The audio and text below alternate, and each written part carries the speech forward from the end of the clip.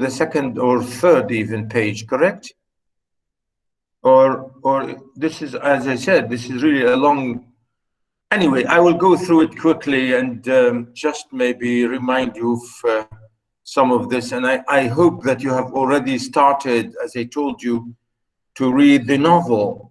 Now, as I said here, of course, in this section, page 2, in my little note here, or at the beginning of the novel, well, it's not really, yeah, it's about 156 pages, actually. It's not really little, but yeah, but because it's the whole novel. Now, the idea is the details and the plot and the questions and the elements that we have discussed and we have talked about last time, you know, about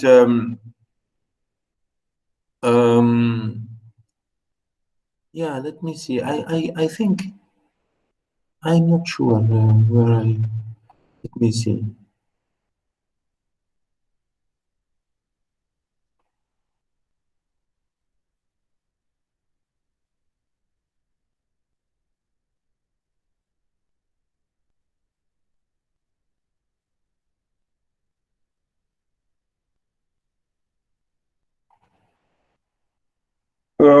Yeah.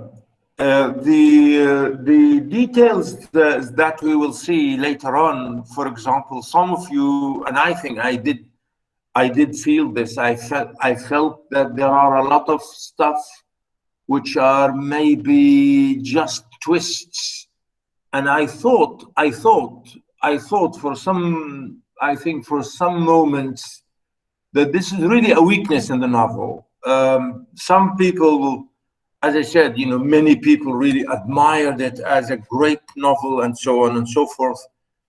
Yeah, I mean, they are they have, for example, the right to sort of feel what they feel.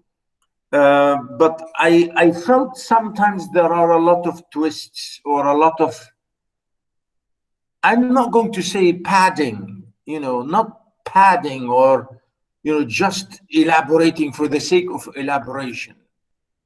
Because I felt something like that towards the end of the novel.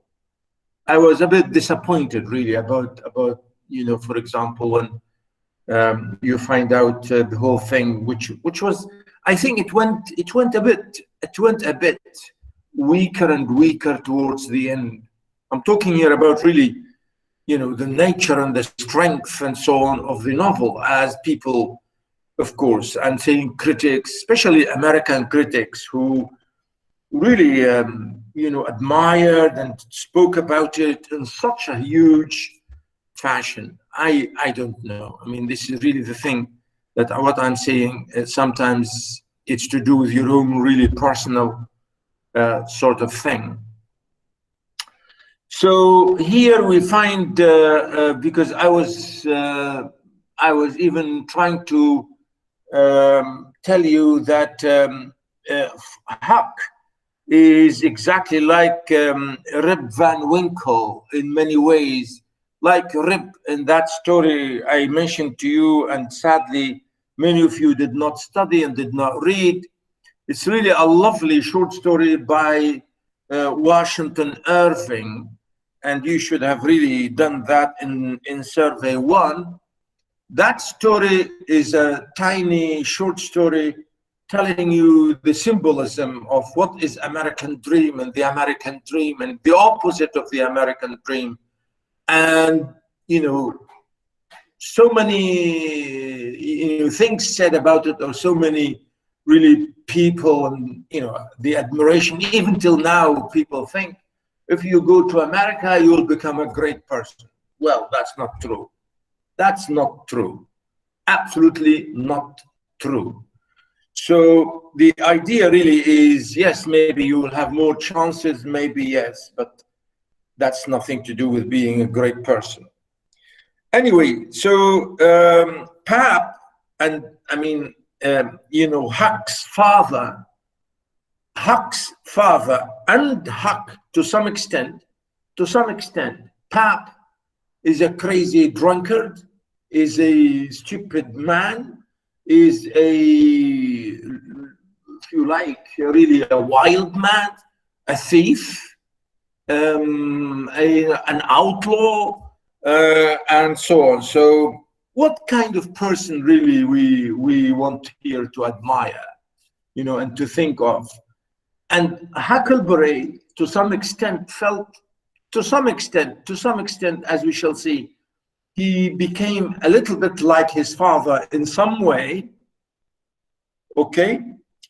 Because I'm saying in some way in the terms of he has no wishes or no inclinations whatsoever towards society and towards civilization and towards education and towards, you know, standards or high standards or towards religion or towards anything which is really good society. You know, Huckleberry is the example of this wild boy who wants to live outside. It's somehow like his father, but in a maybe more civilized manner, being not a thief, being not a terrible man, being not a killer, for example, or something like that. And of course, there are a lot of things which are different from between Huckleberry and his father. But I'm saying both of them somehow they are like Rip Van Winkle in that short story, who is a wild, weak, horrible man who went away, who was driven away by his wife. His wife is so angry with him because he's so lazy. He doesn't do any work to his family.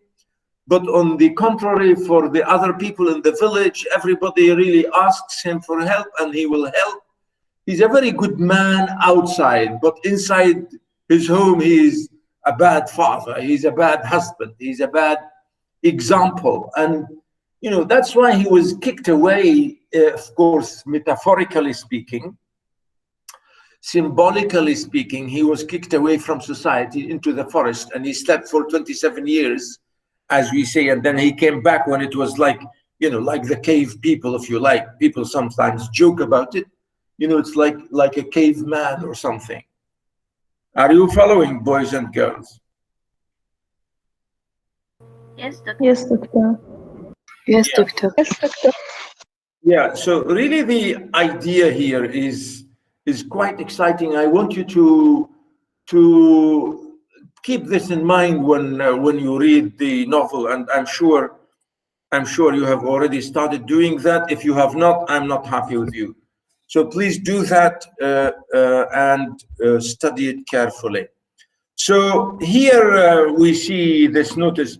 Pap forcibly moves Huck to his isolated cabin in the woods along the Illinois shoreline because of Pap's drunkenness or drunken violence and imprisonment of Huck inside the cabin. Huck, during one of his father's absences, elaborately fakes his own death, escapes from the cabin and sets off downriver. Again, you can see, I don't know, I thought this is really funny to some extent, but I felt it's shallow, really. I want to use the word shallow, really shallow, not deep, you know, very, very effective. You know, this action here, you know, a son running away from his father or faking death, you know, which is, I thought this is funny, and I don't know. I mean, you shall see and you shall tell me about that. Notice, he settles comfortably on Jackson's Island. Here, Huck reunites with Jim, Miss Watson's slave. Jim has also run away from her, of course, after he overheard Miss Watson planning to sell him down the river to presumably more brutal owners. Again, you know, this is the funny coincidences. I think, as I said, to me, I think many of the, I don't know, I mean, many of the weaknesses of this novel is the question of coincidence. He depends on coincidences a lot to solve the problem or to solve the plot. How does that happen? I don't know. I mean, something like we say, out of the blue. out of the blue, as we say. As in the Greek, I think this is what's called Deus ex machina, or something came as if came from heaven, solved by heaven. How? We don't know. It's something done by heaven. This is really the idea. What the I think mythology, the Greek literature and the Greek critics use this. They say Deus ex machina, which is like out of a machine. Something done out of a machine. How? The machine did it. As if something came down from heaven to solve the problem for you. And I think here sometimes this many incidences in this novel, I thought they were part of this Deus ex machina, or this out of the blue solution, or as I'm calling coincidences, or I'm saying the twists which are not really nicely plotted or nicely knitted, because you say, how come? Oh, how come this happened? Or where did this come from? And so on. So sometimes you feel that there's some kind of weakness. I don't know. I mean, this is my own real criticism of the novel, really. Maybe you will not agree with me, I don't know, but this is the idea. So here, all of a sudden, by chance, he meets again Jim, who ran away from Miss Watson, the sister, the same, the same sister to his, the other lady who wanted to teach him, Mrs. Douglas, or Widow Douglas, Anyway, so here unites with him. Notice, Jim plans to make his way to the town of Cairo in Illinois, a free state, so that he can later buy the rest of his enslaved family's freedom. At first, Huck is conflicted about the sin and crime of supporting a runaway slave. But as the two talk in depth and bond over their mutually held superstitions, Huck emotionally connects with Jim, who increasingly becomes Huck's close friend and guardian. Again, I think here, this is again here my racial issue about it, or my racial accusation against the novel. Or some people say, wow, look at this, a white man, violating the law to help a slave, because at that time, helping a slave to run away from his master would be a violation of the law, which could be punishable by death. And notice here, say, wow, what a lovely young man, what a lovely young white man to have done this, to being a great, passionate human being. So we can forgive all those white men their crimes, what they did against the others. You understand? Really, this is the idea. Some people say, yeah, well, I don't know. And as I said, some even white men, white critics, really racially white critics, or racially oriented white critics, who say, come on, Mark Twain, why do you make a white man helping a black slave against the law? You're a bad example. You are trying to teach people to violate the law, and so on. As if to say, really, as if to say, and I think I said that to you before, as if to say Mark Twain was, if you like, fallen. I think he has, I don't know,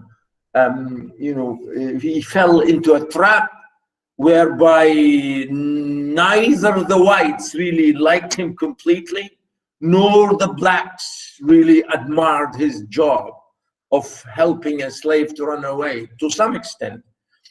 I mean, really, both blacks and whites really did not completely trust and did not completely believe Huckleberry Finn, or, in other words, believe Mark Twain, the white man, writing about freeing a slave. I don't know. I mean, we can talk about this for ages. And people say, yeah, he was a good man.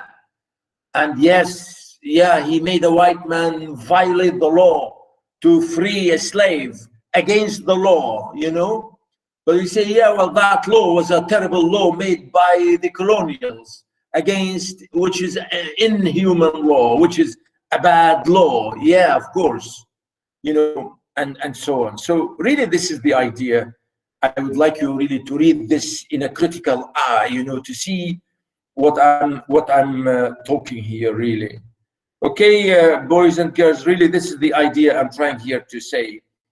And really, this is the question here to say, this unification, this absolute identification between Huckleberry Finn, the white boy, and Jim, the slave, to feel that they are like brothers, as an example of unity. Yeah, because this is supposedly to be the good image of we people in America, to say we are all the same. You know, blacks and whites, we are immigrants. You know, whites are immigrants, already immigrants to America, as well as in the same way the black people are also immigrants. So originally, none of them is originally American. The Americans, the Red Indians, are the real Americans. And even they were not called Americans. We gave them the name Americans.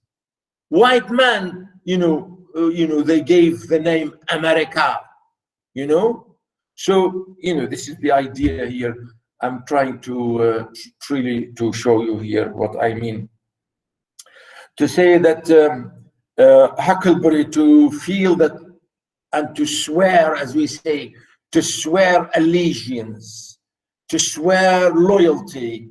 You know, a white man swearing loyalty to a black slave, to complete unity. Well, good. Because when you are brothers and sisters living in the same country, you share the same land, you share the same water, the same air, the same everything. Yeah, people should feel this brotherhood and saying, yeah, we are of the same. Doesn't matter if your color is not like my color, or the way your race is not my race, but we live here together. We share the same land together. Ages ago, why should you feel you are better than me, or I'm not like you, or whatever? You know, this is really the idea here. I think this is what the big message that the novel is really showing. That the two white boys, two white, if you like, men, helping a black man to become free. You know, this is really, the whole novel is about this, by the way. The whole novel is about that, is Jim's own freedom through the help of Huckleberry and his friend Tom Sawyer. Okay, are you following? Yes. Yeah, any comments? Any comments? No comments? You're happy?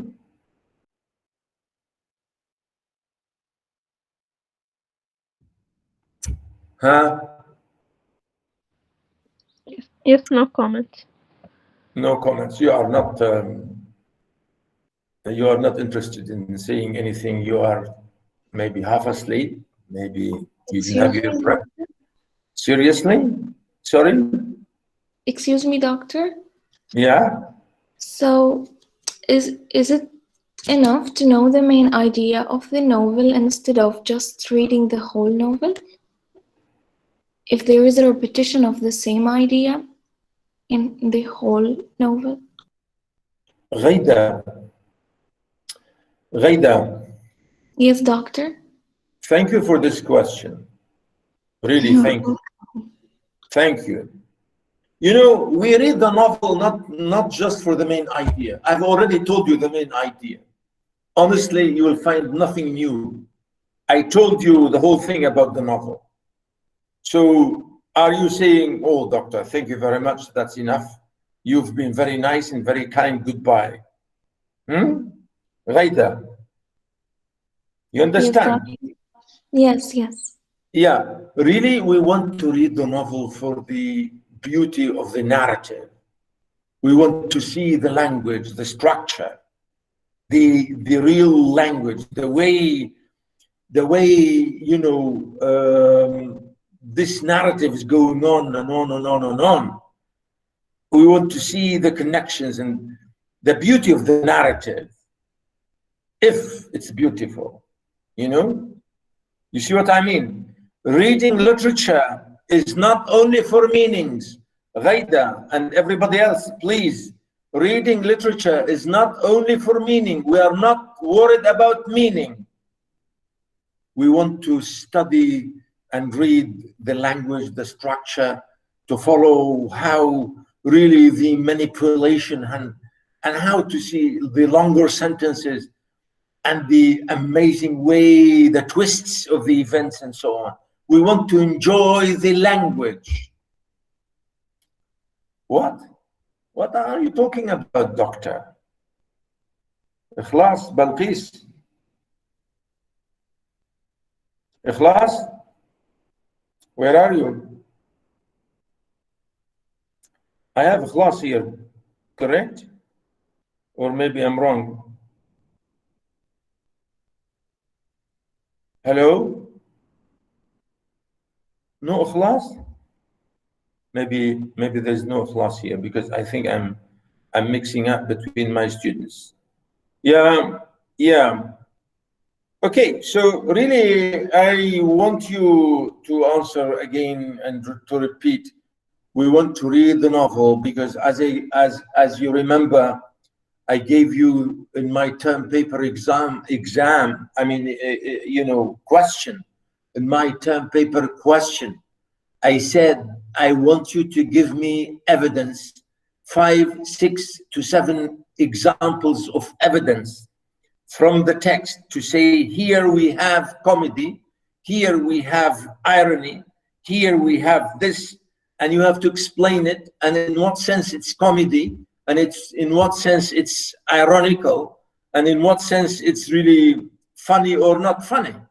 And you have to support your idea from the text. That's why, Ghaida, I want you to read the novel and to enjoy. Maybe I'm exaggerating. I'm not really exaggerating. I want you to enjoy reading the novel, please.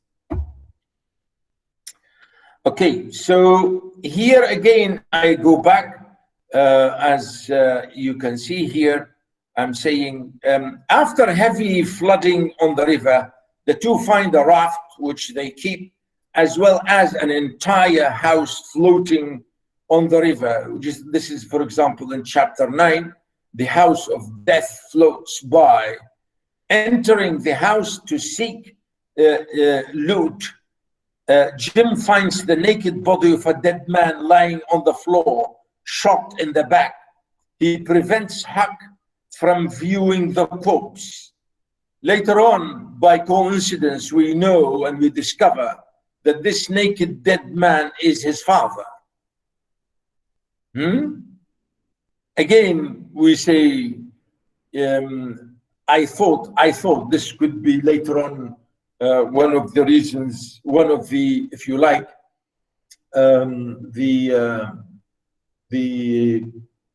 I said twists, or I said maybe coincidences again. To find out the latest news in town, Huck dresses as a girl and enters the house of Judith Loftus, a woman new to the area. Again, look at this. Why do you need to do that, my friend? Since you have traveled you went away from society, and you went into the river, and you went into the forest, and went through the river, and you ran away with this man helping him. What is it to do with you? Why do you need to go back and check what happened in the town? Again, I thought for a moment, this is, again, I think one of the weaknesses, I think, you know, this is my feeling, maybe somebody else who would could maybe totally disagree with me and be angry with me about this. But I think this is, to me again, Huck dressing like a girl is very funny, and it's not really suitable. It does not suit him. You know, Huck as a boy dressing like a girl and entering a house, you know, being, you know, acting like a girl. I mean, come on. Come on. This is like, you know, is this cartoon, or is this, you know, do we believe this? Huck learns from her about the news of his own supposed murder. Remember, Huck pretended, or you know, as if when he you know, people felt or pretended that he was shot dead, you know, but of course, again, the whole thing, I don't know. I mean, the whole thing to me was not convincing. Really, I was not convinced. I found it, you know. So these are the moments here. I'm trying even to tell you and to answer my question for you in the term paper.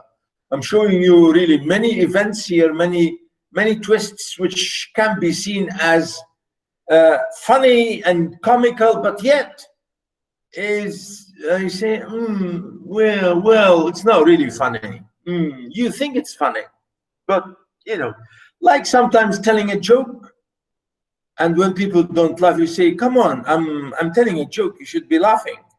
And when you don't laugh, you know, your joke will be completely refuted, or you know, it's no longer a joke, you know. So here really, I think dressing like a girl, you know, Huck pretending to be a girl, and you know, to some extent,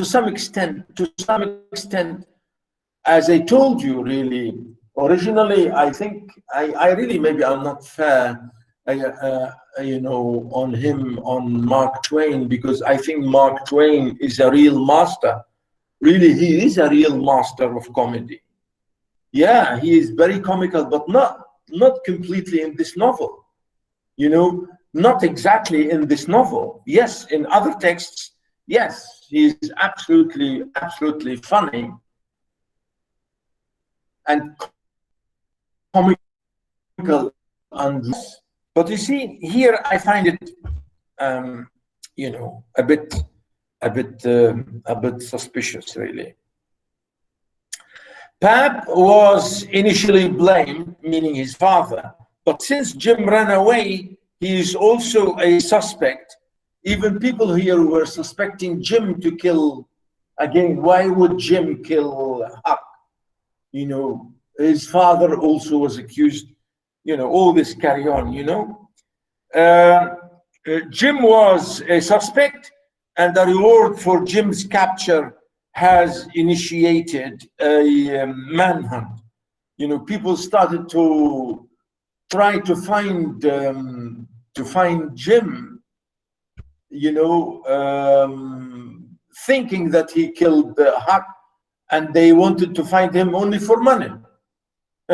You know, this is again another funny thing about that. So notice Mrs. Loftus becomes increasingly suspicious that Huck is a boy. Again, notice the failure of the comedy here. Loftus becomes increasingly suspicious that Huck is a boy, finally providing or proving it by a series of tests. Again, I thought these tests were really a bit, as I said, I think they are really shallow and weak tests. Huck develops another story on the fly and explains his disguise as the only way to escape from an abusive foster family. So again, he, you know, created another story, which is, you know, he created another twist, which is again another funny, supposedly to be funny. When he was found out as a boy, he said, yeah, I'm a boy, but because I did this, because I ran away from, you know, my foster parents, and I'm a adopted child, and my foster parents really treated me in a bad way, and so on. And you say, again another twist, again another twist in the story, another twist, you know. So another story on the fly, and explains his disguise as the only way to escape from an abusive foster family. Once he is exposed, she nevertheless always, allows him to leave her home without commotion, not realizing that he is the allegedly murdered boy they have just been discussing. So notice here, even this family or this wife or this woman, you know, after discovering him, allowing him to run away, and then later discovered that they were running after the same man who was murdered, or this murdered, and they discovered that this boy is the murdered one. And he's saying, come on, what's that? Come on, my friend, Mark Twain, what are you doing here? Huck returns to Jim to tell him the news, and that a search party is coming to Jackson's Island that very night. The two hastily load up the raft and depart. You know, this is again, as I said here, really, it's a long, if you like, I'm reading all this. I think I'm not going to read that. I think I leave you to read, because it's a long summary of the plot. Okay, I'm not going to read all this for you at the moment, because I think it's going to take a lot of time. So here I give the major themes, and as I say, and I think I said that to you maybe last time, about the Civil War and racism and so on. Okay, the novel really is, yeah, I think I said that to you last time. It's about this question of racism and about loyalty and about allegiance and all this. And as I said, many critics disagreed with that, and many critics even felt that he was, doing something maybe which was not really convincing, and so on. Again, I think Mark Twain wanted to say that my novel, if you are looking for meaning in my novel, you'll never find it. And he did it again in a very funny way at the beginning of the novel, and I will show you that. And he said, persons attempting to find a motive in this narrative will be prosecuted. Persons attempting to find a moral in it will be banished. Persons attempting to find a plot in it will be shot. Yeah. So I was trying to find a plot, and that's why I thought, you know, there's really a funny novel here. Where is the good plot here? So if you are looking for a plot, you'll be shot. And you know, and he actually put this at the beginning of the novel, at the beginning of the.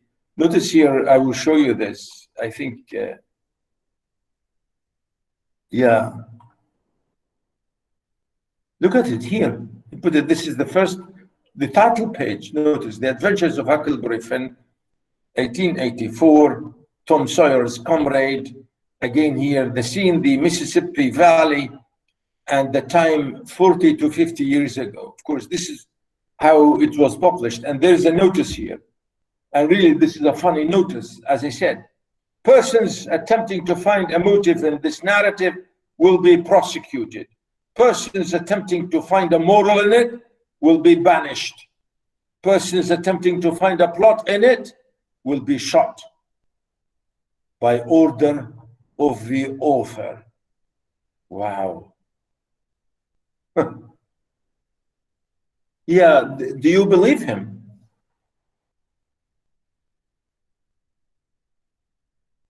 No, I think he's funny and clever at the same time.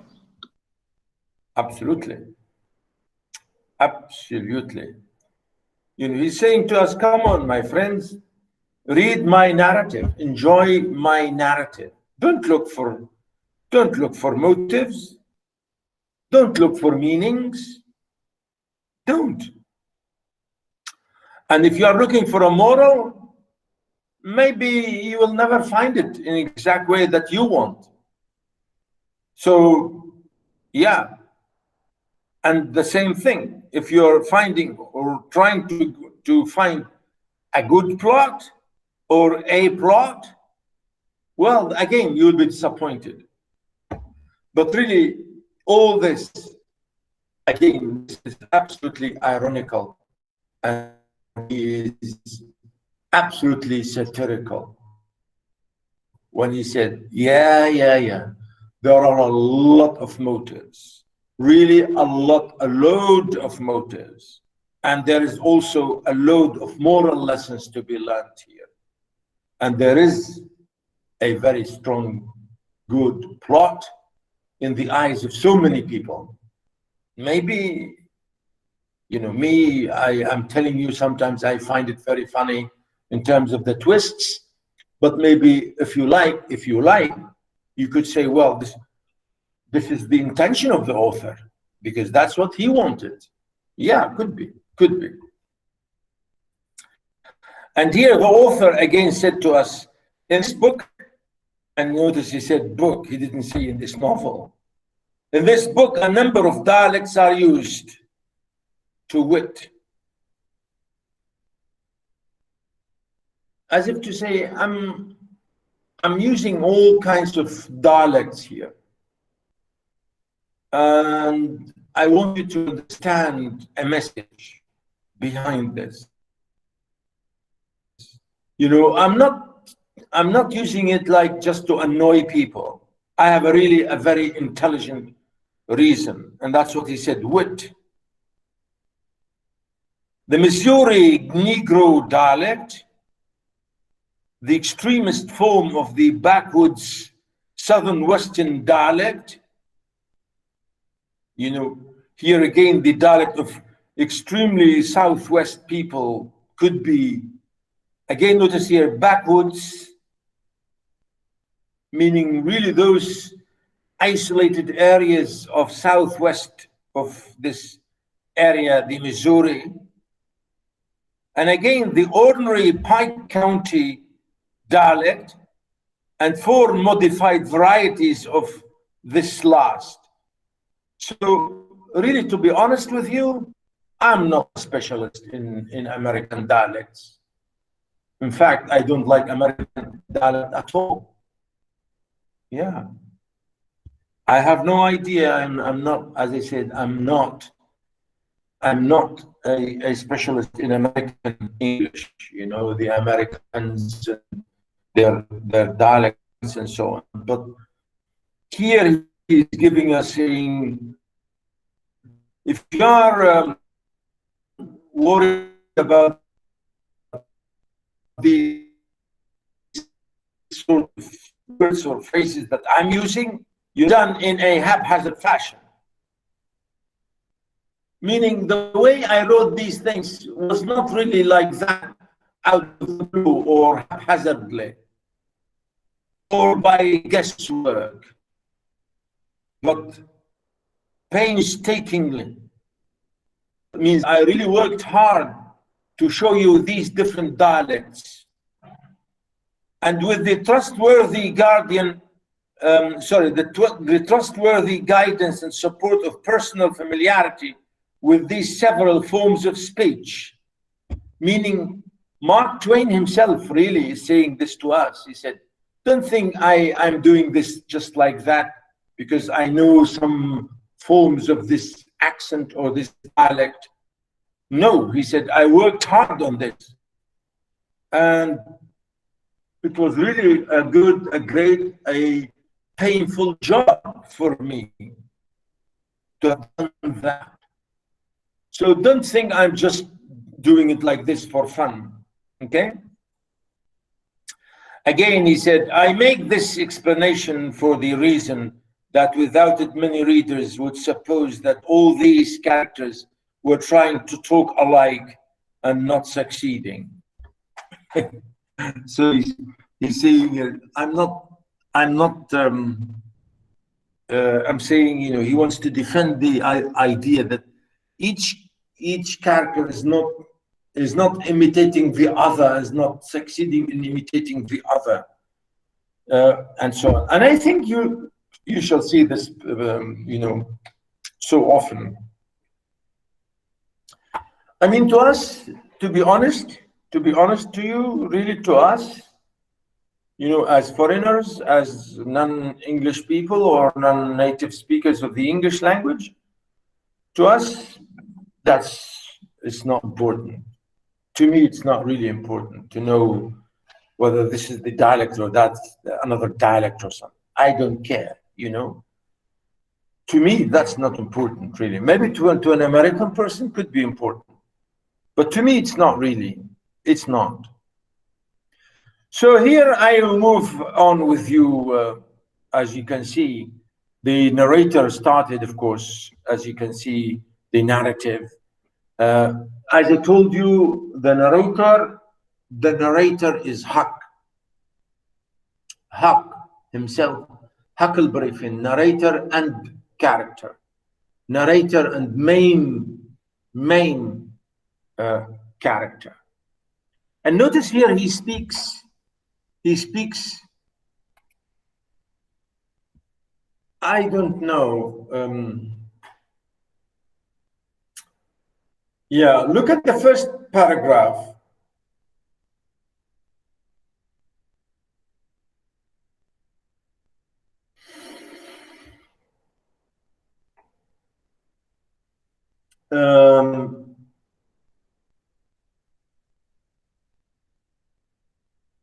Can anybody tell me, do you think there is any comedy in the first paragraph?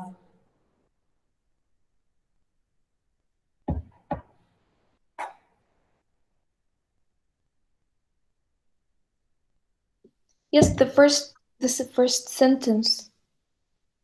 How? Can you explain it?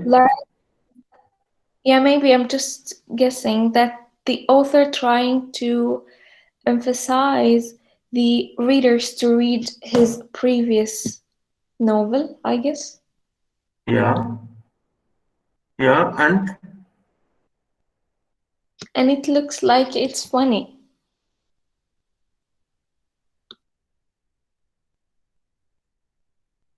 Yeah, any other comments? Yes, thank you, Yaghida. Yes, thank you. Any other comments?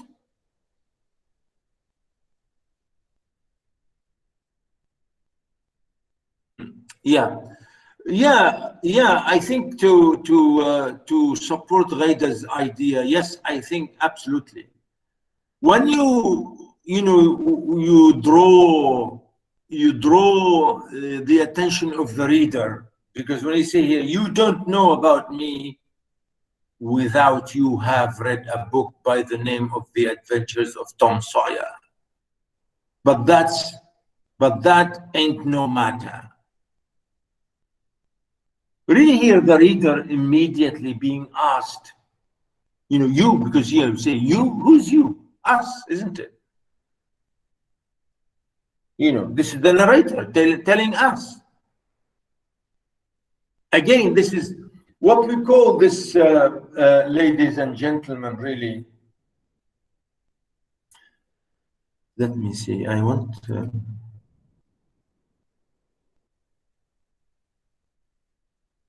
yeah.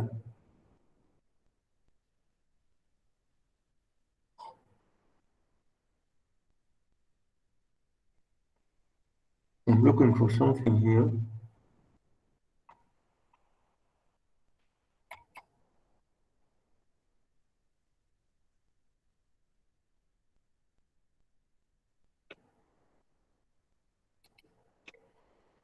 Yeah. Really, this is what we call self-conscious narration.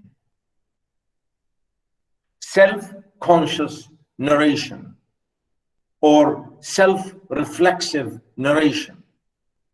So here, a narrator who's drawing at the attention, narrator, author, who's drawing the attention of the reader to say, you won't understand this unless you have read that book before. Again, in a funny way, in a comical way, to say, again, in the same sentence, he say, but that's not important. But that's ain't no matter. You know, as if to say, well, that doesn't really much matter. So how come you say you won't know me without reading that novel? And then in the same sentence you say, but yeah, but that doesn't really matter. So really it's as I said, this is a narrative which is drawing the attention to its own self as narrative. And the writer is using this technique of self-reflexiveness to, as I said, to highlight, to say, well, this is narrative. You know, this is only a narrative. Again, he said, that book was made by Mark Twain. What? And he told the truth, mainly. Listen to this. He told the truth, mainly. Again, you know, using, remember, this is fiction. I mean, this is a character in a novel saying, you have to read Mark Twain, Mr. Mark Twain. So here, a fiction world reflecting to reality. What's this? You remember, this is a real character. Mark Twain is a man to have written by, made by Mr. Mark Twain. And he told the truth. I swear, he said. Or mainly. Maybe if you don't believe me, yeah, there are a lot of truth in that book. There was things which he stretched, but mainly he told the truth. There is nothing. Sorry, that is nothing. I never seen anybody but lied one time or another. He's saying, well, he told the truth. Really, he told the truth. Mainly that told the truth. And he said, but that's really not a big thing. That's not really a big issue. And he's saying, well, people always sometimes lie. You know, they tell lies. I never seen anybody but lied one time or another. Without it was Aunt Polly or the widow or maybe Mary. Again, he's giving other names in this, you know, other characters in this novel. And so you say, come on, what's this? Why are you connecting real people? You know, Mark Twain, the writer, the real man, who's the writer of the same narrative here? So notice here, I'm saying this self-reflexiveness and self-consciousness to say, well, this is my novel, and this is my writing, and I've created this, and I'm a great writer. You have to read my novels. Maybe you think my novels are not truthful or are not really genuine. And maybe you think I am lying or I was lying there. But so what? If I lied one or twice or three times? So what? All people lie sometimes. Notice, Aunt Polly, Tom's Aunt Polly, she is, and Mary and the widow Douglas is all told about in that book, which is mostly a true book with some stretches, as I said before. So here, as if to say, well, many characters in that book also told stories or told lies. Aunt Polly, or again, he's repeating the same thing. So we have the same characters here in the same, again here in this novel, using the same. So notice this first paragraph is absolutely comical and funny in one respect, using irony, using sarcasm, using criticism to say that people think that they are reading fiction for the truth, or fiction is reality, you know? And he's saying, I am telling the truth. That was the truth. But again, you say, come on. Are you trying to tell me fiction is the reality? Are you trying to tell me fiction is truth? Well, it is not. It is not. It is not. Capital not. And he's saying,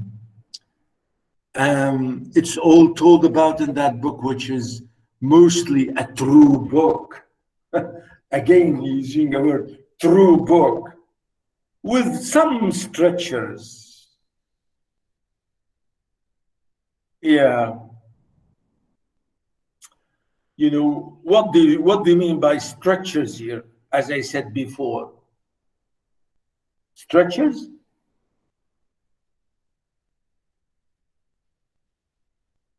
I think we say this in Arabic, in colloquial Arabic. If you are telling a story, like, you know, like trying to stretch an elastic, you know, like elastic material, and you stretch and then stretch and then stretch and then stretch, and sometimes it could break.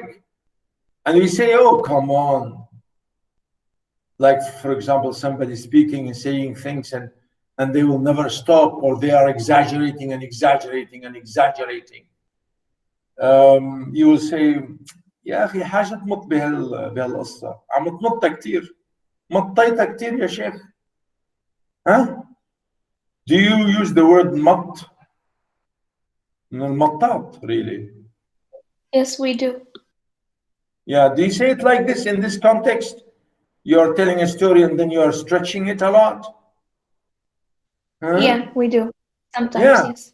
Yeah, it's funny, you know, that's what he's saying, as if to say, well, don't blame me because I have, you know, stretched and stretched and stretched and stretched, and sometimes it snaps. If you overstretch something, it breaks. So really, this is the idea that, again, I would say this is an amazing attitude that Mark Twain is funny here, is very comical, very sarcastic, to say, I'm telling you the truth. But we say, hey, wait a minute. This is fiction. This is novel. This is a novel. What are you trying to say to me? This is reality? It's not reality.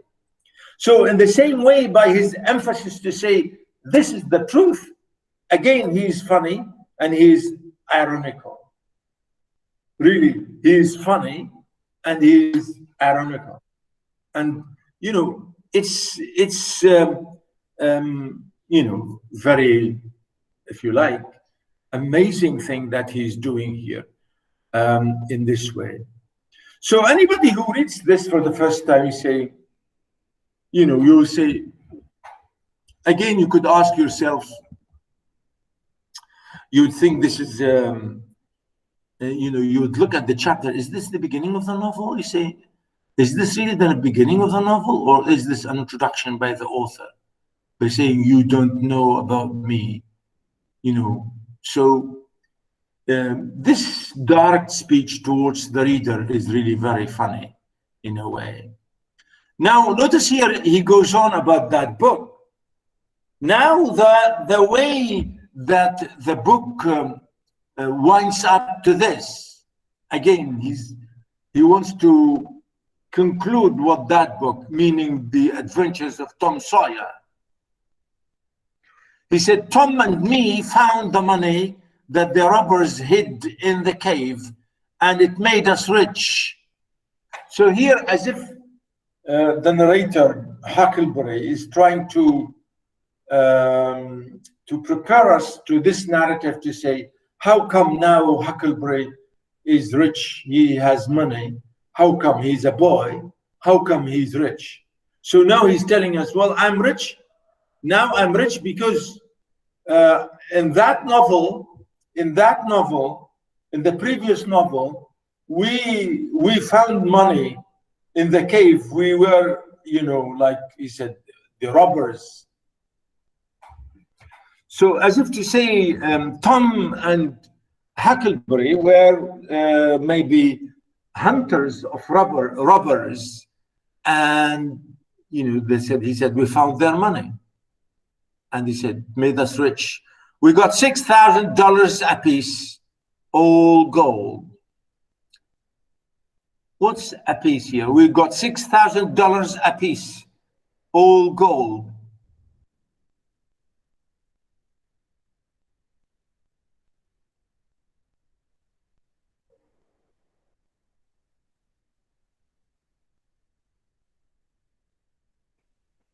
Yeah, really meaning he said, we divided this money, and he said it was all in gold. Wow, must be very rich then, right? We got this, each one of us, and all this money, $6,000 in gold, all gold. And again, he immediately said how, you know, to where to spare or to hide this money. Well, Judge Thatcher, he took it and put it out at interest. Again, notice, you know, this is part of the dialogue when I say Judge Thatcher, Judge Thatcher, he took it. So the repetition, this is part of the dialect we are talking about, the repetition of the subject.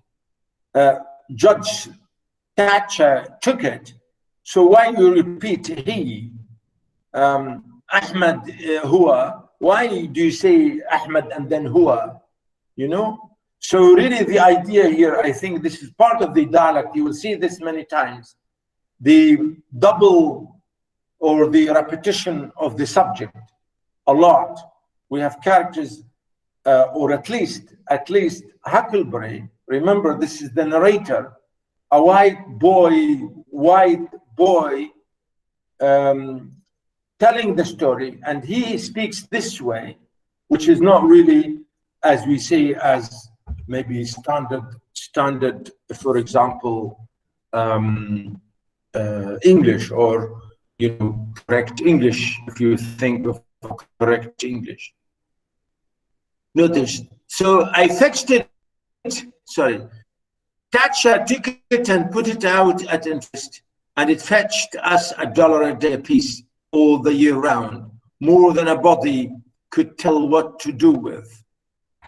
The widow, you know, here again you say more than a body, you know, instead of saying one, you know, a person, instead to say a body, you know. We don't say a body because this is part of the, as I said, the dialects. More than a body or somebody or a person or a one or a man, for example. The widow Douglas, she took me for her son. Notice here again using the repetition, the widow Douglas, she, again repetition. The subject, repetition of the subject of the sentence. She took me for her son, meaning adopted me as her son, and allowed she would civilize me. Notice again the spelling of civilize. Again, this is part of the colloquial accent or colloquial English. We don't write civilize this way. Allowed allowed she would civilize me. But it was rough living in the house all the time, considering how dismal, regular, and decent the widow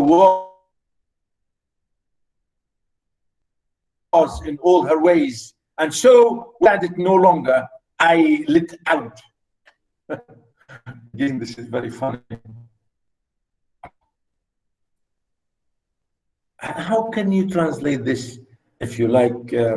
Yeah, Ghaida, since you've been talking this morning, maybe you are wide awake and alive with us this morning. Sorry to say this, but yeah, how do you translate this? Lit out. I lit out. I don't know. Is it from lighting? The word lighting? I don't know. But look at the context. He said, she wanted to civilize me, but it was rough, meaning to teach me and to give me education. But he said the whole thing to me, it was ugly. I don't like education. You know, he's a bad student. He doesn't like education, he said. It was rough living in the house all the time, considering how dismal, regular, and decent the widow was in all her ways, meaning this widow was very regular and very routine girl or woman. Well, not girl, she's a widow.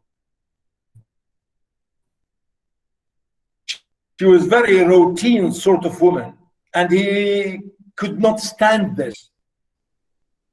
And so he said, I could not stand it no longer. Again, notice the double negatives.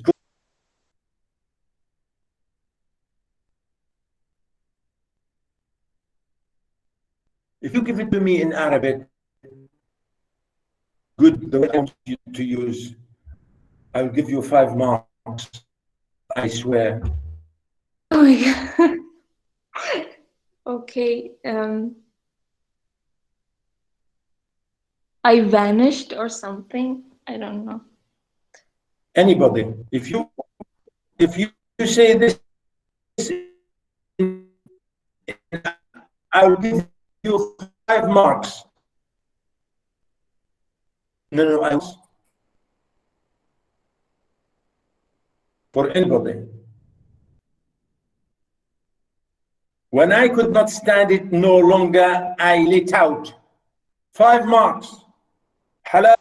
Maybe he ran away.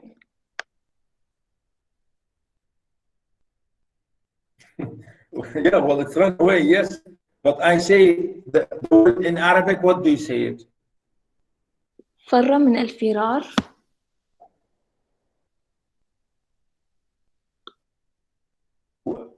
How do you say it in Omani sort of daily speech or daily language? هج. هج. We say هج. We say Hajj.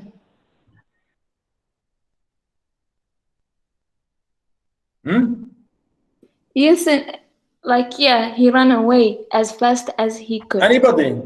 5 marks. Doctor, Yeah. can Very you good. please repeat Absolutely. May I try? the question? It's interrupted.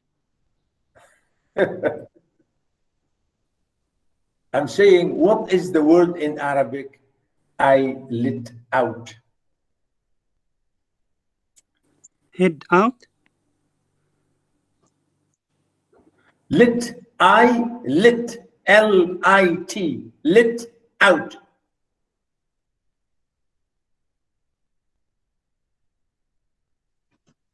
I will try. Come on. Yalla ya Lubna. So in Omani, maybe it's the same meaning. I'm not sure about it. So we say يسفى. I'm really not I sure did about not hear you. What did you say? What did you say? I will just write it in the chat. Come on, say it. It's يسفى. Okay. It's like ignoring. Oh, good.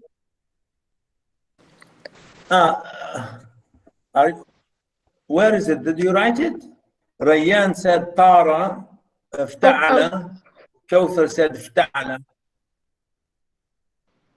Maybe sharat. Yeah. Sharada, يسفه.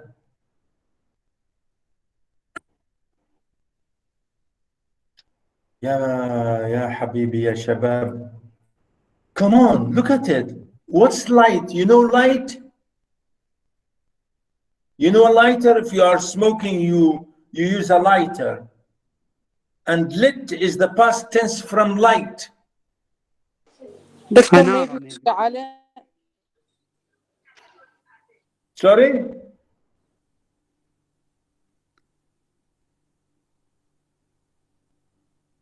Okay, I'm not going to wait any longer. You failed the test. We say ولعها. أولعها means I run away. ولعها من الولعة. Do you use the word ولعة؟ أولعها. يولع يشعل يعني يشعل النار. Doctor, شعلها. I said Sorry? it in the chat. Oh, come on. Yes. Who's مي غيداء. I said اشتعل هروبا.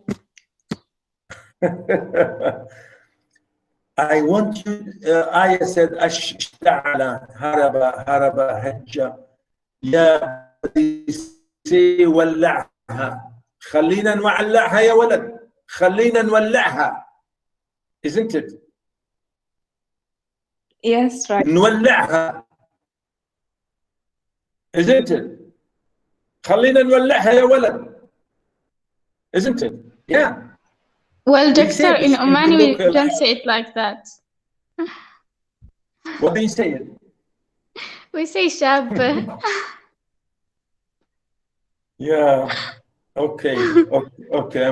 I'm sorry. Thank you, Yalubna, for this. But yeah, we say, I think I don't know, but I mean, you understand the word wallaha, isn't it? Yes, we do, doctor. Yes. Yeah. So really, he used exactly the same meaning. He said, I let it out. I let it out. يعني هربت ولعتها. يعني وقت ما يعجبني أهرب. أولعها. يعني خلاص. You understand? Really, this is the idea. I lit out. I got into my old rags and my sugar hogshead again and was free and satisfied. But Tom Sawyer, he hunted me up and said he was going to start a band of robbers, and I might join if I would go back to the widow and be respectable. So I went back.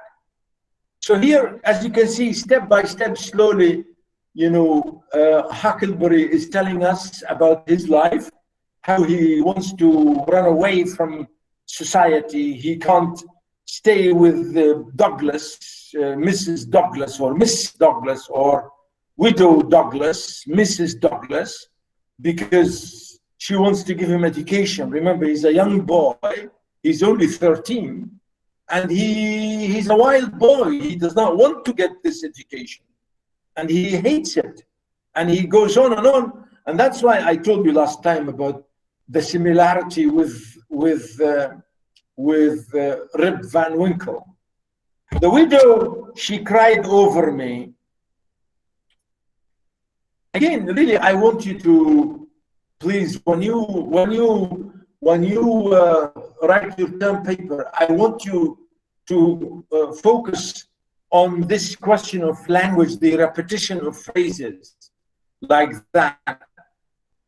Please, whatever, you know, when you answer the question, if you choose the question on Huckleberry Finn, please, I want you to highlight this idea to make me, or to show me that you really understand, you know, the structuring of the novel. And that's why I said we want to read the novel to understand the narrative and to see how it's done.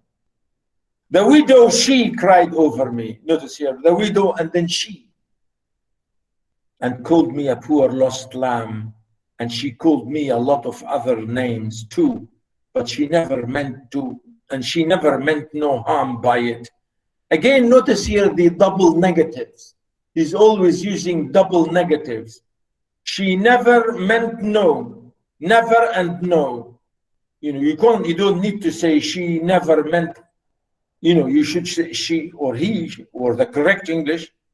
Again, here we are not correcting English, but we're trying to see how people speak at that time. And this is what really the narrative is about, because this is how people spoke.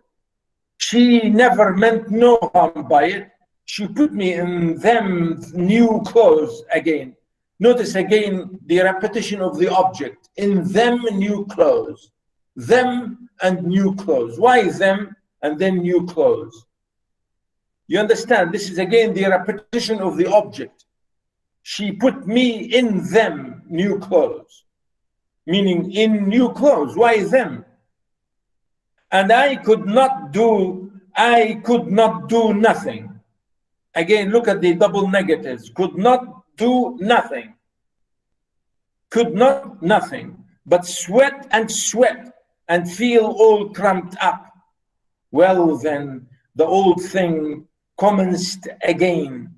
What's the old thing?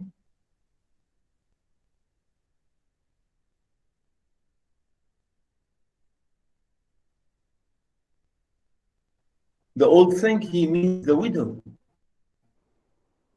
Meaning, you know, he was saying, as if to say, instead of saying she, you know, the old thing, as if to say, well, either she or the same thing being repeated again and again and again about her wanting me to, you know, be educated. The widow rang a bell for supper, and you had to come to time. Again, notice here, you had to come to time. You mean, instead of saying you had to come on time, if you are invited for dinner, you have to come, you know, whenever you are asked. Again, sometimes, I'm sure if I think it happened with us many times in my family, with me and my wife and my kids. You know, the wife, for example, my wife does the cooking, and she would say, hey, the food is ready, come on, come you all. And she waits for 2-3 minutes, 4 minutes, nobody comes. And she said, hey, the food is ready on the table, where are you? Come. Maybe the first one would come, and maybe the second one would come. And the other one will be either doing something, say, hey, okay, I'm coming.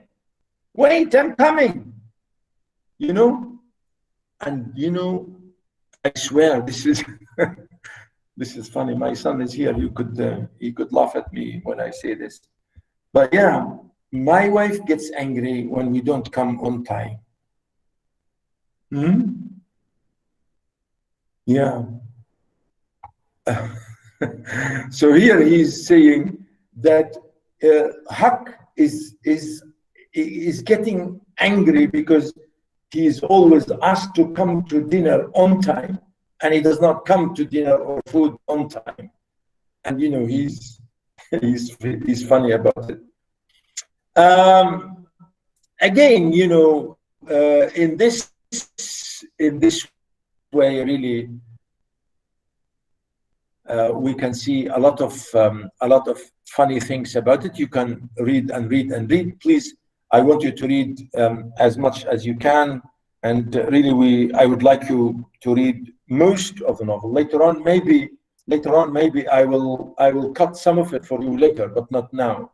Okay, so that's it, boys and girls, ladies and gentlemen. I'm going to stop recording, and I will stop the lecture.